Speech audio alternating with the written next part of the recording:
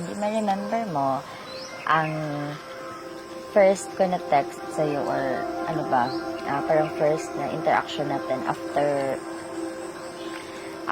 ng mahabang time na walang chat or never tayo nagkita. Siguro ma-remember ko yung first talaga. Yung meron kang binenta sa bahay niyo tapos may binili ako. Chinelas ba yun? Chinelas, nag-post ako ng chinelas. Ay, nag-post ka pala. Nag-post ako ng chinelas online. That was during, pandemic yan. Ay, pandemic na That yan. was during pandemic. Nag-post ako ng, nag-my day ako na nagbebenta kami ng chinelas kasi kami yun ni ate, nagbebenta kami ng chinelas during pandemic kasi nga, di ba work from home? Yeah, hindi kayo makalabas. Hindi tayo makalabas. Yung makalabas. Tapos, sabi mo, pa-reserve ako ng isa, so hinanapan kita ng size mo doon. Tapos, pumunta ka ng bahay, bumili ka ng chinelas. Tapos, umuwi ka. And then, next na nakita tayo, di ba tinanong kita nun kung, ang sabi nila. Kasi, di ba, parang hindi ka nagpaalam that time na doon ka pupunta. So, nataka siya, may chinelas ka. Yun ba? Doon mo tayo nag-start pa? Hindi. Hindi. Parang yung first talaga na interaction natin, yung sa summer, yung in-invite kita sa summer. Okay. Yung bigla ka na lang nag-chat na, ay, sama ka sa Samal, bayad ka na doon. So, wala na talaga. Sumama na lang talaga ako. Tapos sabi ko, ay, bakit ako sasama? Sino mga kilala ko doon? Sabi mo pa nga, ay, sama, i-invite natin si Ellery. Dali nun si Ellery. Bakit kasi sasama si Ellery? Nag-invite lang gani ako. Tapos i-invite ko din siya. Yun, anyway, parang feeling ko, bakit ako nag-oo doon na hindi ko yun kasama sa Anyway, wala akong trabaho nun. Gala. Tapos libre. Kaya, sumabay na lang ako. Pero hindi kasi tayo close. Na magkaiba tayo ng circle. Iba talaga yung group of friends mo, iba din sa akin. Ay, hindi tayo close. Pero, siguro meron pa din isa one time na na nag-lead sa akin para i-invite kita. Remember yung kasal ni Margaret? Hindi ko lang alam which comes first. Yeah. Yung kasal ba or gano'n, sabi mo, na-miss, sasama ka, pupunta ka, kasi punta ka din. Tapos yung sabay tayo, tapos dinaanan natin si George. Dinaanan natin si George. Yun yung time na yun kasi I had fun nung nasa kasi bumabiyahe tayo from Tulunan to Kidapawan, tayong dalawa pa lang na nung time na yun.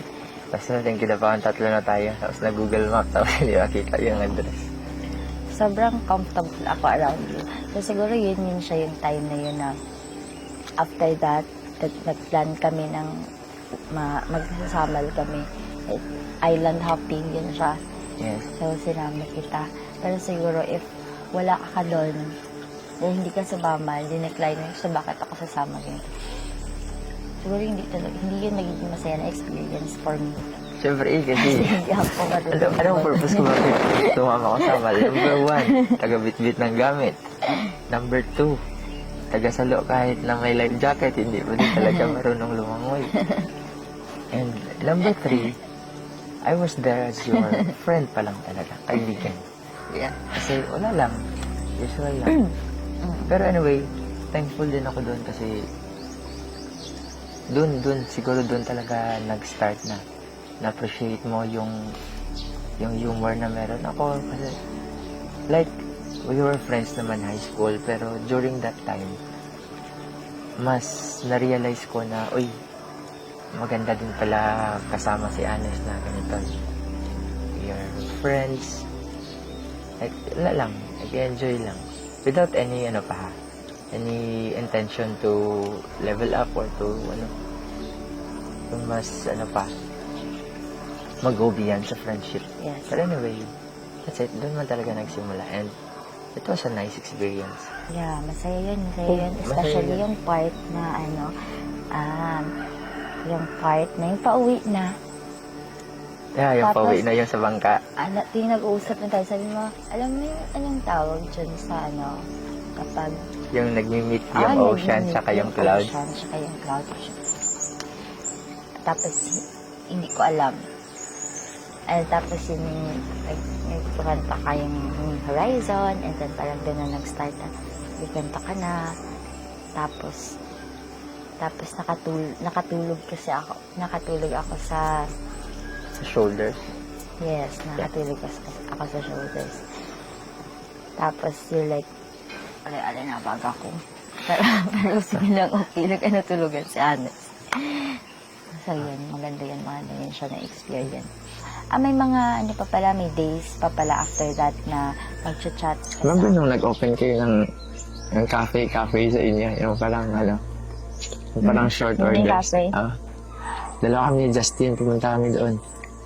Kami yung first customer. Para lang talaga tumagal kami doon. Lahat ng pagkain sinubukan. Order ng burger, nagluto ng fries. Para lang kasi mahihiya man. Hindi man sure kung anong gagawin. Hindi din alam. Pero during that time, aware na ako sa sarili ko na I have a feeling for you na ganun lang. And then,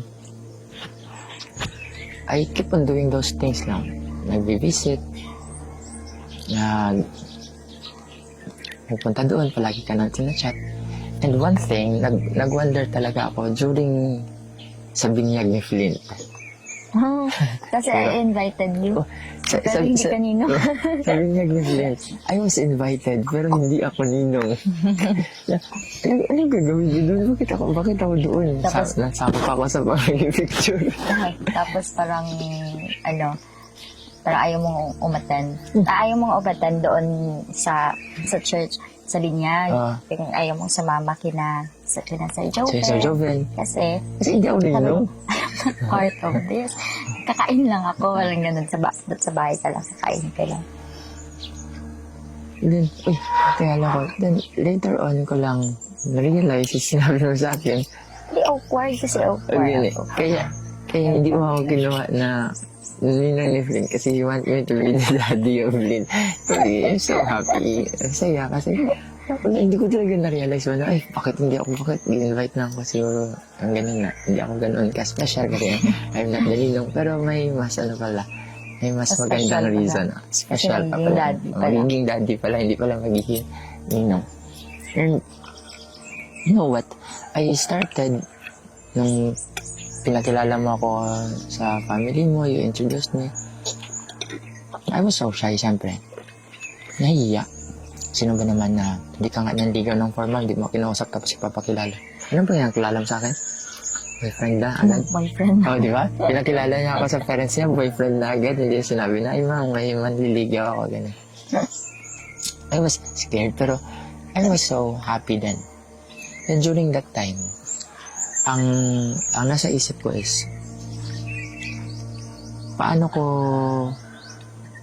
magiging effective na partner given that situation? Kasi hindi lang ang feelings ko for you ang kailangan kong i-invest. I have also kailangan ko din mag-invest sa family tsaka kay Flint, lalo na kay Flint. Kasi you're package. Blessing man, may blessing na agad. Yung sabi ko sa sarili ko, si Anya sa akin is a gift. Si Flint for me is an instrument.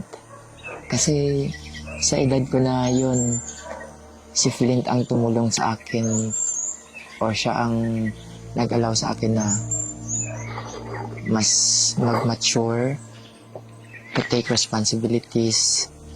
Yun bang hindi lang yung partner mo ang kailangan mo consider, pero kailangan mo i-develop sa sarili mo na, okay, later on, if I will pursue Anes, magiging daddy talaga ako. Kailangan kong mag-invest, paano maging isang mabuti, magandang example para doon kay Flynn sa baby. And I appreciate it. I really love it naman. Diba? Kagis na, napapansin mo ba yan? Oo, syempre. Na-appreciate ko man yung effort mo, yung mga ginagawa mo for him. Yeah. Pero kasi before that pa naman, before ka nag-decide na parang i-pursue, before pa yung time na nag-post ka, hindi mo pala ka pinursu, nag-post ka pala. And I was like saying, mag-give up ka na. Oo, parang ganun. Kasi hindi pa nga nagsistart. Hindi pa nag-start. Nag-end na. Nag-end na. So, before that, the day before that, it was Sunday, magkasama pa tayo dun. You were saying na, nag-apply ako ng Trabaho? Notre Dame? Notre Dame. Sa Marbel. Ay, Marbel. Sa Marbel yun. Oh. Kasi, while waiting for your item, sabi niya, kung ano lang mauna, baka pag mauna yung sa Marbel, yun yung kukunin ko. Sabi ko, ay, okay, yaan ko eh. And we were like, hindi ako magpalayo. Tapos, that time, yun yung nag-start ako ng pray na sabi ko, kasi before that, na parang nagkaroon ako, nakadevelop ako ng feelings for you. Sabi ko na sa sarili ko, parang okay naman ako, parang okay. Mag-settle na. Oo, sabi ko, kung bibigyan man ako ng partner, Lord, pwede si Aya na lang. Tapos, if feeling mo hindi pa ako ready, then I pray that you transform me to be a woman that he deserves. He deserve yung pure intentions niya, na-deserve yung love na binibigay niya. Yun yung talaga yung prayer ko. And then, sa gabi niyan, since hindi ako aware kasi nga walang signal sa area ko, nagpo-post ka na pala, nag-emote ka na pala sa FB. And then, ang messenger ko, nagsa-chat na doon si Tintin ng book. Ano mo si Ayan? Ano nangyari? So, pagka-morning ko ka naman, ano? Wala ba? Okay man kami kasi we were okay ng Sunday. Tapos nag-emote ka na pala. Pagka Monday morning. Tapos I kept on asking you, anong problema? Anong problema mo? So, parang wala talagang official na honest, can you be my girlfriend? Talaga ganyan. You were like, tayo na ha. Tayo na pong sanay. Parang ganun na. Sanay na lang. And you know what? Alam mo ang reason why I chose to stay. Kasi, remember the story na kwento ko sa iyo yung about sa the analogy of the broken glass? According sa book ni Sir Ryan Mabolok. Ang analogy niya kasi is, if merong isang glass, isang baso, then mababasag, ano ang ginagawa ng tao if may nakita siyang basong basag? Usually, walison. Yes, diba? That's correct. Pag may nakita kang basong basag, hindi mo yan siya pinawalis, kinikip para buuin ulit. See? Kinukuha mo yung glass, yung mga basag na baso, hindi para buuin ulit, but to keep that glass away from other person, baka maapakan nila tapos sila pa yung masaktan. Diba? Hindi mo yun siya kukunin para buuin ulit. So same as you. Kasi before tayo nag-meet, you were broken. Diba? So nakita ko na broken ka, hindi ako pumunta sa life mo para buuin ka ulit. Not to complete yourself. Pero I know your story, kaya ako na lang mismo yung nag-initiate na, okay, sa akin na si Anes, ako na bahala kahit broken siya. At least ako, alam ko na pwede ako masaktan kasi broken niya siya. Kesa naman mapunta siya sa ibang tao na hindi aware sa story niya. Then, masasaktan lang. Then, iiwan siya ulit. Baka mapunta sa tao na hindi willing na tanggapin na broken ka. Ma-broken ako at masasaktan ko siya. Yes. Hindi willing i-accept na, nasakitan niya ko. So, hindi na kasi iya. Mas masama. But for you, for me, kasi tanggap mo na masasaktan tanggap na ka. kasi alam ko na ganito, given na ganito, broken. So, upon realizing na broken ka talaga, in-embrace ko na talaga yun lahat. I will keep you as my broken partner. And hindi man broken until now, I keep on doing things to make everything fine. Kasi no relationship is perfect naman talaga. So why, aware ka man na meron din akong flaws, meron akong weaknesses, aware din ako na meron ka din. But at least, we have our yung bang good communication. We will not allow a day to end without making things okay between us. It was a fun-filled story, though merong ups and downs, but yet we managed, We were able to face the storm together. Yeah. To dance with the storm. We're almost at the peak of our relationship. And we, happy lang, saya kasi given with those struggles, we managed to overcome, surpass, then keep on doing our part in order to keep our relationship strong. Okay?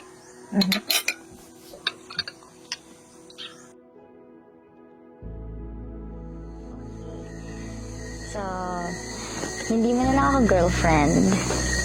Also, hindi mo na lang ako fiancé. I'm gonna be your wife na. So, whether you like it or you like it most, magiging asawa mo na ako. So, naniniwala ako that you love me. And there are things about me that you love as well. And may mga bagay din about me that you do not like. Siyempre naman. But of course, kailangan mong tanggapin yan. But I still wanna know what are those things na gusto mo at hindi mo gusto. But I will only be giving you 3 usual things that I do na, and then sasabihin mo sa akin kung ayoko nito kasi basta you just state your reason kung bakit. Tapos ito, okay sa akin to. Maganda to, cute to. I love this about you. So, ganyan. So, After you, ako naman din. oo. After ko, ikaw. Sige. Should I start? Sure. Okay. So, first is that, diba, you're a busy person naman. Oh, palagi. Like you, ang parang focus ka talaga sa work mo, sa growth mo. And sometimes, I feel like, hindi ako pinapansin. So, I would lapit, tapos, ngulit, or magiging clingy. Parang, parang wala kang pusa, pero may pusa kang, kasama. Kasi, lalapit ako, like, for example, magla-laptop ka, may ginagawa ka sa laptop mo, tapos ako ganyan, tapos makulit. For example, ganyan. Or, yung may sinusulat ka, tapos hawakan ko yung kamay mo, yung isang kamay na hindi mo ginagamit, and then, wala lang, ganyan lang. Mag-hug lang, ganun. Yung kung kailan ka busy, kasi feeling ko hindi mo ako napapansin, lalapit ako sa'yo, tapos mangungulit ako, na dapat clingy ako ngayon kasi busy siya. Para sa akin, maganda. Gusto ko din naman siya. Kasi, siyempre, sino namang hindi gusto na may pumungulit sa'yo, at saka merong magiging clingy sa'yo. Pero, yung bang, huwag naman sana palagi. Hindi naman. Kasi, Hindi like, always. nagtatrabaho, busy.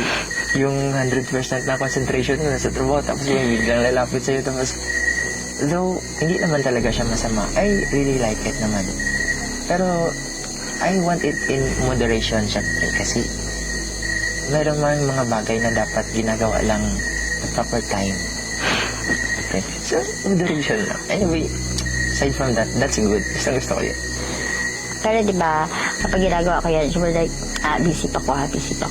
But just like, walk away.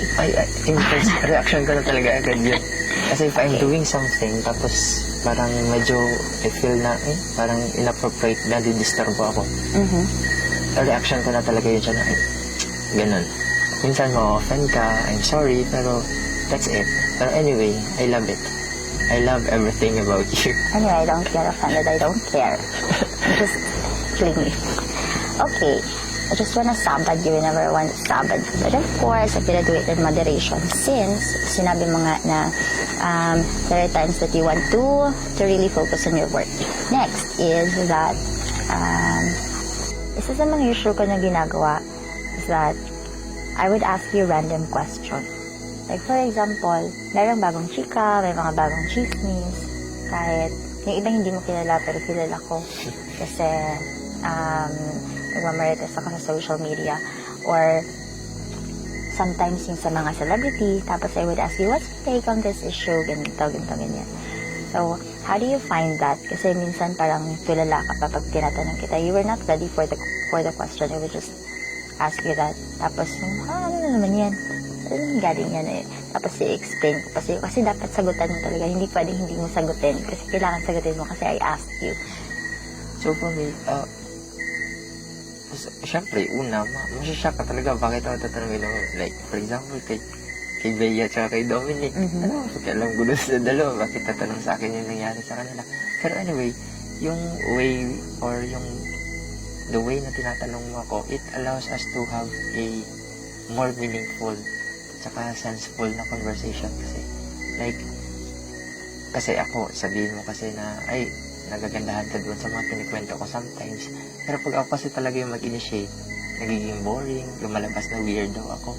Pero pag you started with an issue, kung saan magsisimula, then itatakal natin yung different concepts, mas nagiging maganda, mas nagiging senseful, mas nabibigyan ng meaning ba.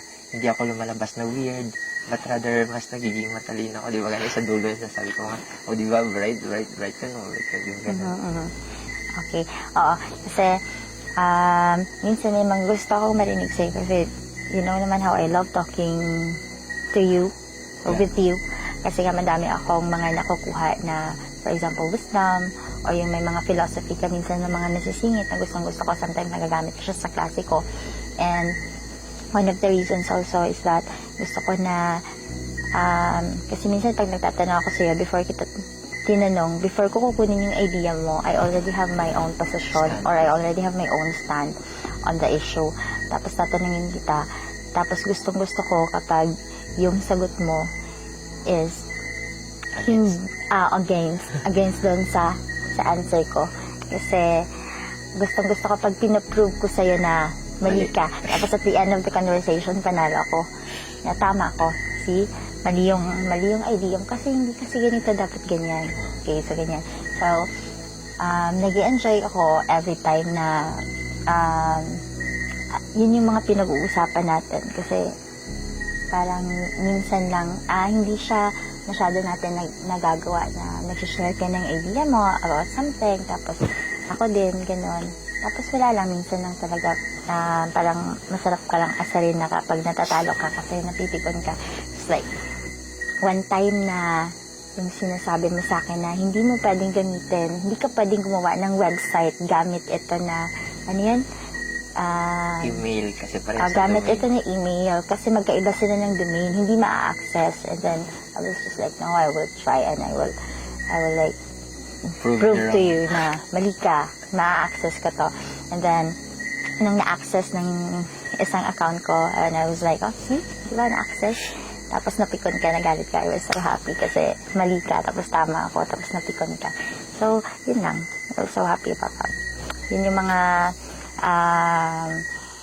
ibang reasons din talaga yung mga agenda ko kung bakit mo tinatanong kita ng mga ganong bagay aside sa may mga nakukuha akong wisdom sa'yo. Okay. Pero, aside from that, anyway, that's a good thing naman na pag walang ginagawa, kaysa naman maghanap ng sariling mali sa partner mo, is puusapan na lang yung mga bagay na later on makapagbibigay ng sense ba, meaning in life. That's good. Okay. So, now you're done. It's my turn. Okay. Kasi alam ko na meron din ako mga ginagawa or simple actions na feeling ko, okay ba ito sa kanya? Baka nagtitiis lang to tapos darating ang time na, nagiging cause ito ng away namin. Like, for example, number 1, pagsasalubong ng kilay or pagsampok ng kilay. Kasi, sige, your stand. What's your stand? Palagi kasi kang, ay, tanawa naman kilay mo, tingnan mo kilay mo, agapo nun. Ako na sinata. Kasi diba before, parang, kasi, parang OA ako. OA ako. May pagka-OA ako. Or, sensitive ako. Feeling ko, bakit ganun? Wala naman ako masyadong, parang hindi naman siya talaga big deal. Pero bakit siya magagalit? Bakit salubong na naman ang kilay niya? So, na-hurt ako. Kaya nga nagtatampo ko sa'yo. Most of the time nagtatampo ako sa'yo. Yung tatahimik ako, ganyan. And then you would just ask, anong problema? Bakit? Anong problema? Wala. Ganyan. Kasi nga, nagsasalubong ang kilay mo. Pero, syempre, for ilang years na din that we were together, nasasanay na ako. Get used to it. Kaya nga last time, di ba, nung nasa labas tayo, we were working. We were working on that website that I asked you to do. Tapos, salubong yung kilay mo. Tapos yung ginawa ko. Ganun ko na. And I did not stop hanggang sa mag-smile ka na. Tapos, hindi na siya salubong. So, parang okay na. Parang nakaka-adjust na ako sa ganun. Okay lang naman. Kasi, nga, magkakaiba tayo eh. Sa'yo, pwede normal lang. Tapos sa akin, hindi. Pero, sinasabi mo naman sa akin, or ina-assure mo naman ako, sometimes, na hindi mo yun sinasadya. Normal lang yun siya. Hindi ako galit. Normal lang yun siya. Okay? So, parang gina-joke ko na lang na kapag nakasalubong ang kilo yung ginagawa ko. Kaya ko na lang tawanan. I'm sorry, pero yun lang talaga. Hindi talaga ako galit. Mhm. Siguro, pag may narinig akong isang bagay na ginagawa ka na feeling ko hindi maganda. Sadyang nagkukunat lang talaga at saka nagsasalubong ang kilay. Pero, I have no reason to be Kaya nga, nasasanay na ako. Yun na lang talaga ang gagawin ko para hindi ako magtampo. At least malalay ka na pang mood. Kasi kung magtatampo ako, tapos salubong ang kilay mo, masasalubong ang kilay mo. Yeah. Okay. Thank you. Mhm. So, aside from that, meron pa isa yun. Meron pa akong ginagawa yun. Yun bang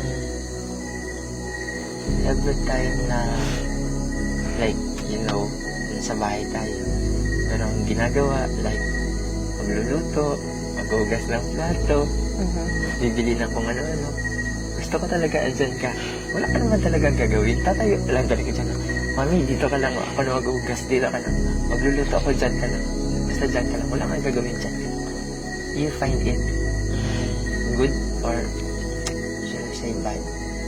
Hindi man bad, pero parang pangit lang. Okay lang naman. It's cute naman. Pero sometimes, paano ko magagawa yung dapat na gagawin ko? For example, kailangan ko pang magsampay. Pero hindi ako makakapagsampay kasi andito ako. Kailangan, bantayan ko siya habang nagbugas na ng plato. Kaya kabante ako. Tapos, nandun lang ako sa nasa pinto lang ako. Tatayo lang ako doon. Nakasanda lang ako. Wala akong ginagawa. Or, minsan, para may gawin na lang ako na lang yung taga-kuha ng plato. Tapos, tagalagay doon sa tray. Pero, okay lang naman. Siguro, kasi, mahal mo talaga ako. Gusto mo lang talaga akong kasama. Gusto mo lang talaga akong kasama. Ayaw mo na pag may ginagawa ka na feeling mo mapaproud ka sa sarili mo, hindi ko nakikita. Or, minsan, hindi lang ako sure. Baka sinasabi mo lang, marunong ako magluto niya, ako magluluto niyan. Tapos kukunin mo sa akin. Tapos ang ending, Mami. Tapos magpapaturo ka din sa akin. Kasi you don't know how to do it. Alam ko naman, pero I just want you to be great. Kasi tama nga yung sinabi mo. Gusto ko lang ma-appreciate mo na. Kasi sabi ng iba sa akin, misamis ka mo ba? Wala kang trabaho sa bahay. Isa na ako doon. Wala kang ginagawa sa bahay. Pero lumaki nga ako sa seminary, I learned things also. Marunong ako ng mga gawaing bahay.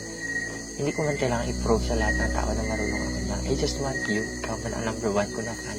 I just want you to know na I can do things also.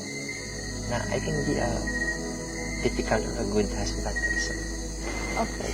Pero, dapat tandaan mo that ang repolyo sa putsero, ang paghiwa ng repolyo sa putsero, hindi same sa pansit. Kasi nagiging pansit ang putsero. Sorry. Yun na yung mali. Okay, last. Okay.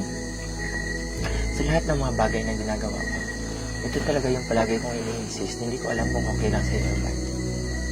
Kasi ako sa nasyonal, ikaw sa minapan. Kahit gaano pa kapagod, sama ng pakiramdam ko, I really insist to hatid sundo. Ihatid talaga kita at saka susunduin. Kahit gaano kapagod. Do you find it positive or medyo hindi na magandang practice? No. I actually appreciate that. Kasi alam ko talaga na gustong-gusto mo na ikaw talaga yung tawag nito. Parang gusto mong ipakita sa akin na kaya mo akong ihatid doon. Kumbaga, kaya mo talagang maging husband for me. Kaya mo talagang maging good partner para sa akin. Gusto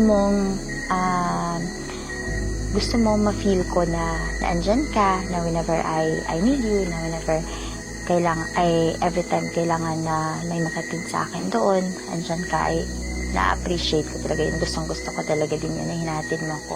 It's just that, syempre, noon, nung hindi ikaw ang naghahatid sa akin, kung hindi ikaw ang maghahatid sa akin, nagigising ako ng 6, maliligo ako 6:10.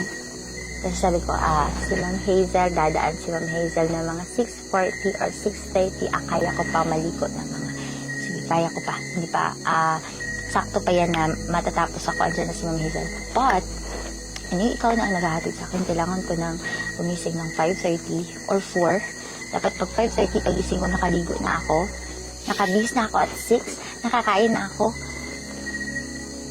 So, yun lang. Kailangan ko lang mas maging early. And syempre, ang concern ko din, every time na hinatid mo ako doon. Kasi, warrior ako eh. Yeah. So, nag-worry ako sa safety mo. Kasi, ihatid mo ko, tapos kailangan mong magmadali kasi babalik ka pa sa school, magta-time in ka pa.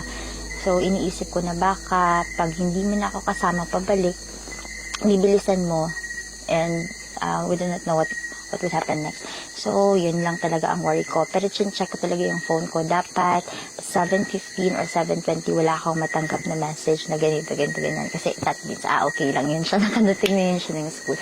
Pero actually, I really appreciate that. I love that. Pero, syempre, alam ko din na medyo nakakapagod din yun talaga siya nagawain, especially ginagawa mo siya in the morning and ginagawa mo na naman siya sa hapon na sinusundo mo ako pagkahapon. So you just have to tell me kung mommy, medyo pagod ako ngayon or may busy kami ngayon, kasi I will really understand that. Sinasabi ko naman sa'yo na pwede naman na sabay ka na lang. Makikisabay na lang ako. Di ba, ako sometimes talaga yung mag-open. Magsabay na lang ako. Magsabay na lang ako. Ay, para hindi na-hassle sa part mo. Pag alam ko naman na hindi ko na kaya, pinapasabay naman talaga kita kasi I feel okay, medyo busy, kailangan kong maging early. Kung hindi kita mahatid ng earlier, papasabay na lang talaga kita kay Ma'am Hazel. Anyway, ginagawa ko kasi talaga yun. Kung ang iniisip mo is my safety, so do I. Iniisip ko din yung safety. Kasi I just want to make sure na kakarating ka sa workplace mo safe. Yun man talaga ang primary concern ko ngayon.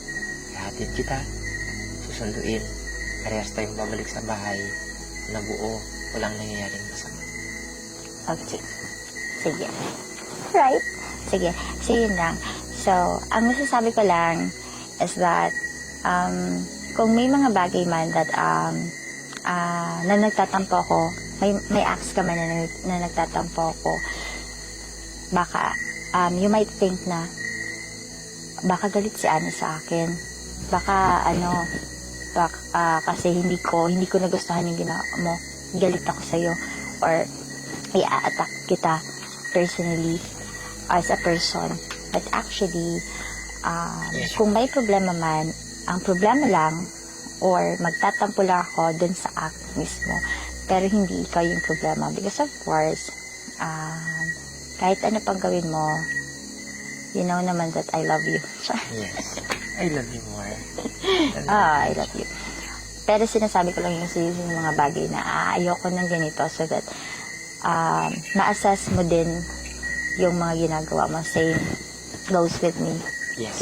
Kaya nga kinakorrect ko din yung sarili ko. Kasi ang key talaga for a healthy and long-lasting relationship is good communication. Kailangan lang talaga malipag-usap. Okay? Okay. Sige. Since okay na tayo, nagkasundo na tayo, so I need you to So, here's your coffee. I need you to repeat this line after me. Sige, go. You need to make this promise, this vow. But first, you need to state your name. I am Anes, And I am Ayan, willing to take new journey willing to take new journey and love each other and love each other. till death do we part. Hindi lang yun. Till life after death. I love that. I love you.